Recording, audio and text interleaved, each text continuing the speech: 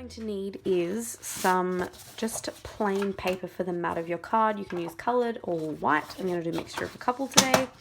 You're going to need some form of acetate or like vellum. So I'm going to use acetate. This is just a cake roll that I got from AliExpress. It was like 60 meters for I think $10. I'll pop a link down below to this so you can see what it is. And then in ephemera packs, how you get those absolutely giant cards. This is how you can use some of those up. So I'm just using some fresh bouquet ones, these ones here, and it is a very straightforward.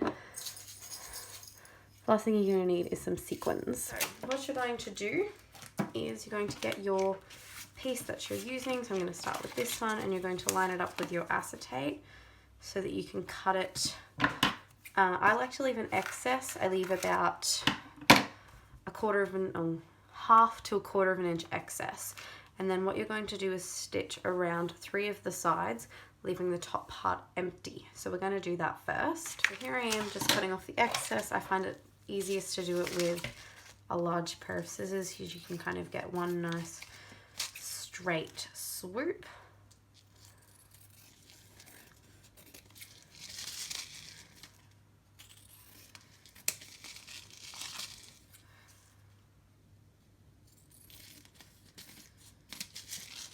So there you go.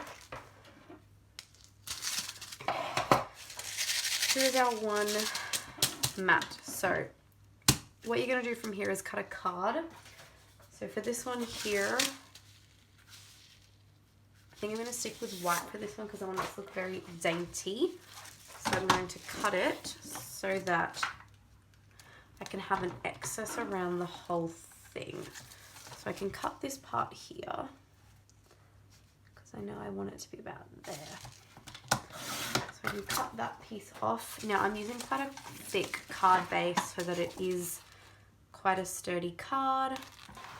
And then I find it easiest just to score and then fold it and then cut the excess off. That's just me. So I've scored it. I'm going to fold my card over, make sure that it's all good, which it is, and then I'll cut off the excess.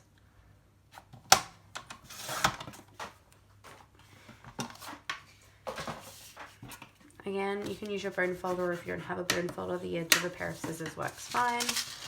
I'm going to stick that on. I like to use just a sturdy double-sided tape to do that. Let me just stick this down. You can decide if you want your card to be landscape or portrait. I want mine to be landscape. So I'm going to stick my card base, my card mat onto my card base. And then you can leave it as simple as that, or you can put a sentiment on the top. I'm going to put a sentiment because that's what I like to do. Okay, so there's a couple ways you can add your sentiment. You can have like a die cut like this and stick it on wherever you want, like the middle or on the sides. You can use thickers, you can use your alpha stickers, you could calligraphy write on a sheet of paper and do that. I'm going to go with my thickers today because, again, I am trying to use them up. It's part of my Bash or Stash kit, so this is going to be a part of my Bash or Stash series. To add a little bit of extra detail, you could stitch this. You would stitch it before you put your card base on. But I'm just going to stick it down because I don't think it needs anything extra. So I just want to find the center and put it down. Actually, I think I'm going to do it down the bottom today. Yeah, I am.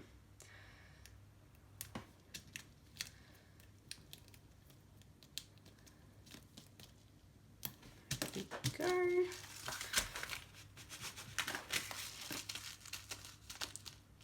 I think a stitch would kind of make this look really cool. A stitched look. It would just make it look like it's a bit more attached. So I think I'm going to try and run this through my sewing machine. So just add some stitching on there just to give it that little extra look like it's all conjoined. And this is just a simple way to make a card using your stash. So I'm going to go and make the card bases now for all of the cards and then add some sentiments. I have a whole bunch of these leftover die cuts that I want to use, so I'll show you those before I hop off. Again, you could just put something simple on there as well, like you could get a bow, put it in the middle, done. I do feel like this card is missing something. I have, that's too chunky. I have this little bow here, which I think I will put on because I do just feel like it's missing something. So I'm going to pop this little bow on at the top. And there we go. Okay, awesome. So I'm going to come back and show you guys my completed cards. If you enjoyed the video, make sure you like and subscribe. It really helps me out. And check out the final episode of my Bash Your Sass series. Thanks for watching. Bye.